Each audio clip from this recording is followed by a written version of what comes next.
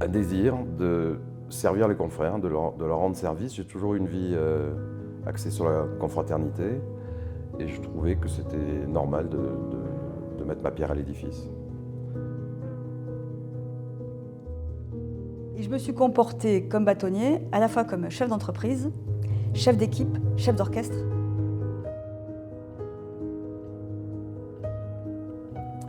Lève-toi, jeunesse d'Athènes, et reprends le flambeau des gloires. Cette phrase, elle a terminé tous mes discours. Ce que je retiens de formidable de ma vie d'avocat, c'est la qualité de mes liens avec mes confrères. Depuis que je ne plaide plus, mes confrères me manquent.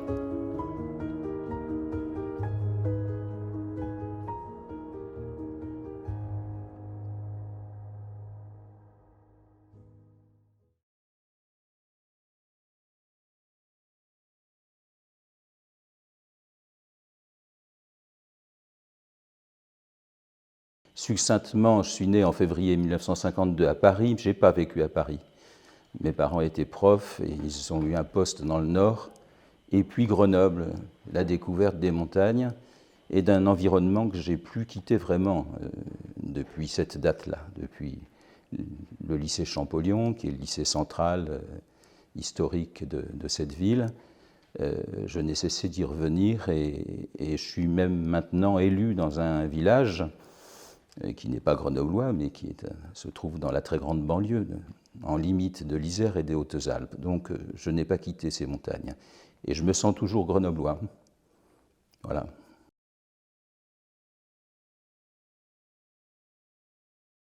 Mon arrivée à Montpellier, c'était le choix d'une destination où je ne connaissais personne.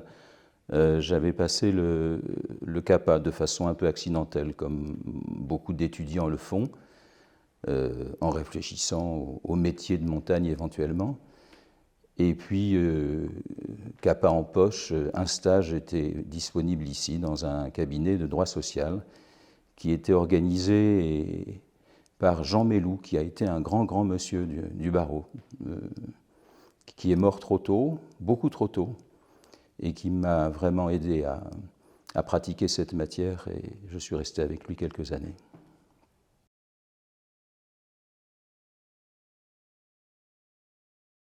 C'est l'accueil qui m'a été réservé. Je m'attendais à un accueil difficile quand on n'a pas été à l'université de la ville dans laquelle on se trouve. Je m'en suis rendu compte par la suite, au cours de mes pérégrinations ordinales, de la difficulté à se sentir chez soi et avec tous les autres qui, eux, ont 10 ans de vie commune d'avance, si vous voulez. Quand on vient d'ailleurs, et qu'on n'a pas été ni à l'école, qu'on n'a été ni à l'école ni à l'université dans la ville qui vous accueille, on a un gros retard, voilà, en termes de légitimité principalement.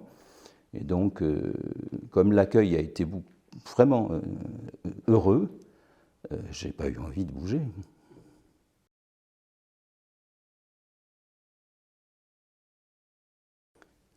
Le mandat de bâtonnier, c'est quelque chose que les apprentis bâtonniers découvrent. Il leur faut 6 mois au moins, à mon sens, pour comprendre ce qu'on doit faire, comment faire les choses, comment travailler avec les gens, ce qui est le plus difficile.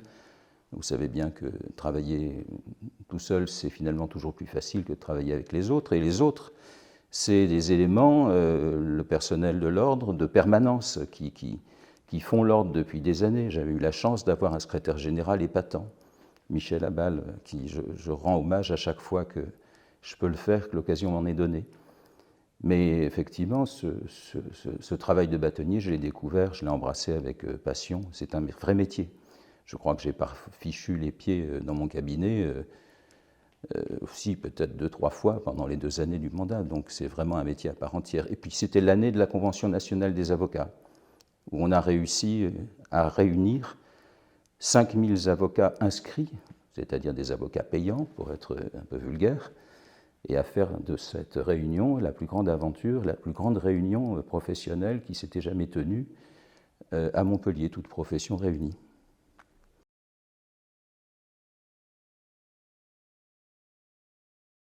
Mes engagements, c'est des engagements sociétaux. J'ai toujours été engagé. Je fais du droit social.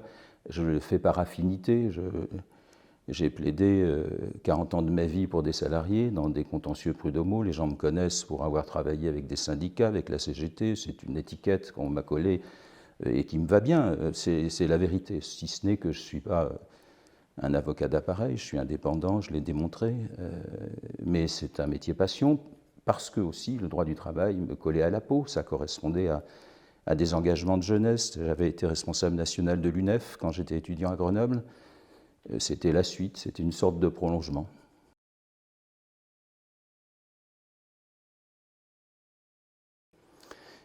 Si je dois expliquer, me présenter, dire précisément ce que je suis, le plus précisément possible, je dirais grenoblois, parce que c'est-à-dire pas tout à fait montpelliérain, y compris maintenant, amoureux des Alpes, passionné par la haute montagne. Je continue d'ailleurs laborieusement à faire avec des confrères chaque année une sortie en haute montagne qui est initiative, avec des guides. Et puis le deuxième volet, c'est arménien, comme dit Aznavour, avec une formule qui est marrante, il disait « Je suis 100% français, 100% arménien ». Je fais mienne cette formule parce que c'est vraiment mon identité. J'ai vécu avec les rescapés du génocide jusqu'à ma 29e année, donc je les ai bien connus. Et la semaine dernière, j'étais avec ma femme Edith à la panthéonisation de Manouchian. J'avais l'impression d'être là à la place de mes parents. C'est vraiment mon identité. Ma deuxième identité, voilà. C'est pour ça que je me suis engagé, mais pas seulement quand j'ai été bâtonnier, pour tisser des liens avec le barreau d'Arménie, dont je suis membre d'ailleurs, par leur choix, par leur décision, en raison de l'ancienneté de nos rapports, et qu'on a fait différentes choses, je crois, utiles, les uns les autres, pas seulement l'ordre, mais aussi l'Institut des droits de l'homme du barreau de Montpellier, un partenariat avec l'Université française de Yerevan, l'organisation de concours de plaidoirie en français. On a organisé un comité de soutien aux familles des prisonniers arméniens en Azerbaïdjan qui ont été détenus, torturés pendant très longtemps, et certains le sont encore, à Bakou. Ce comité, il a permis à 100 avocats de France de se déclarer volontaires pour aller défendre des prisonniers détenus à Bakou s'ils étaient sollicités. Donc ça a été, oui, un grand moment. Et puis il y a les échanges culturels, et j'ai le sentiment que mes prédécesseurs, et je pense en particulier à Nicolas Bedel, se sont inscrits dans cette tradition maintenant de lien entre le barreau de Montpellier, qui a été initiateur, et le barreau d'Arménie. C'est un barreau national, il n'y a qu'un barreau en Arménie.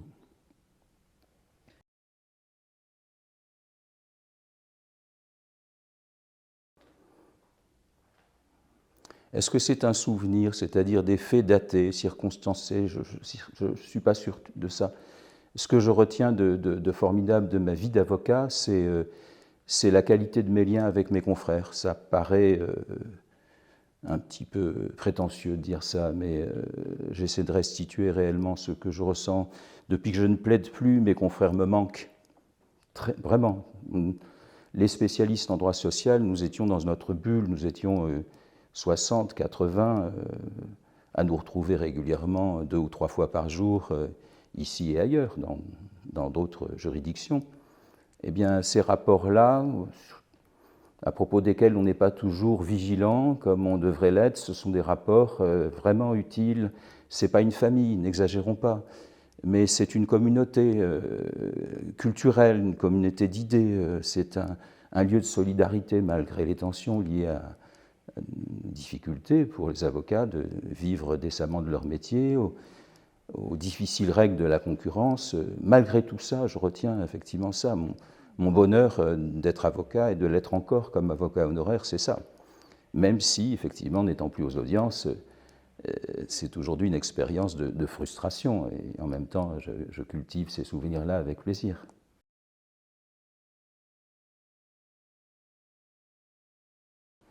Oh, c'est la réussite spectaculaire de la Convention nationale des avocats.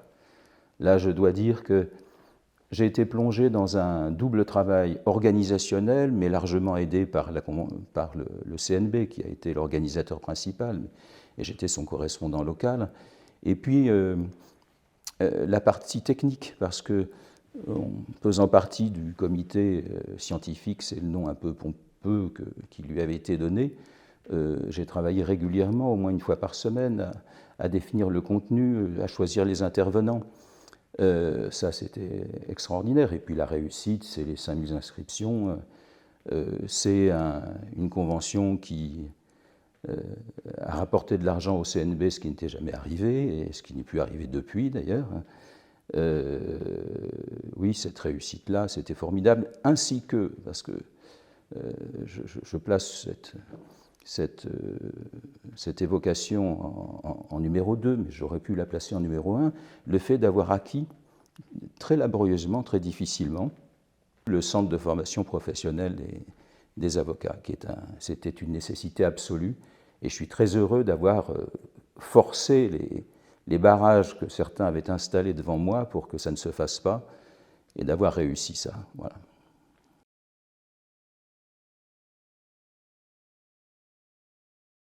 Ce n'est pas un conseil, c'est une assurance. Je suis sûr que les meilleurs ne sont pas encore nés, ne sont pas encore en place. Il y a de tels... Le périmètre du droit ne cesse de s'étendre. La technicité, on n'en viendra pas à bout demain matin de chacune de ces matières nouvelles.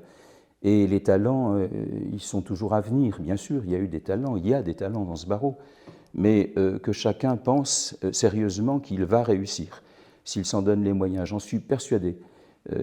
Les meilleurs d'entre nous sont en train d'arriver, vont arriver. Ils seront aussi nombreux qu'ils l'ont été dans le passé et ils vont aimer passionnément leur métier.